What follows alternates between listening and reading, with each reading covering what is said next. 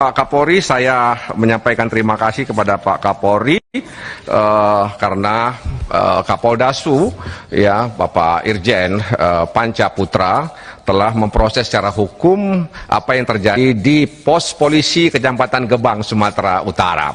Ini mohon maaf Pak Hinca, Pak Trimedia, karena memang sering sekali pos polisi itu rawan terjadinya hal-hal yang menyebabkan warga yang melintas, terutama warga Aceh yang datang ke Medan, itu kadang-kadang digeranyangi Pak. Ya, jadi orang-orang sipil yang melekat sebagai banpol itu, terakhir itu mereka mengambil uang dari salah seorang warga Aceh yang hendak ke Medan.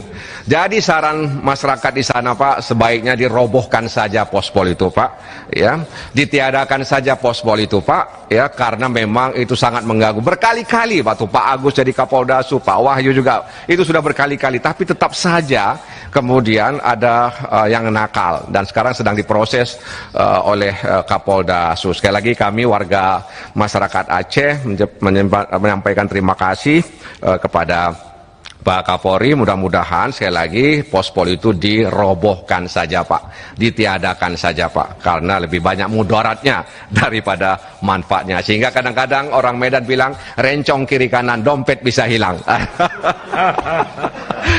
Jadi demikian harapan kami Pak Kapolri, mudah-mudahan ya, kita semua bisa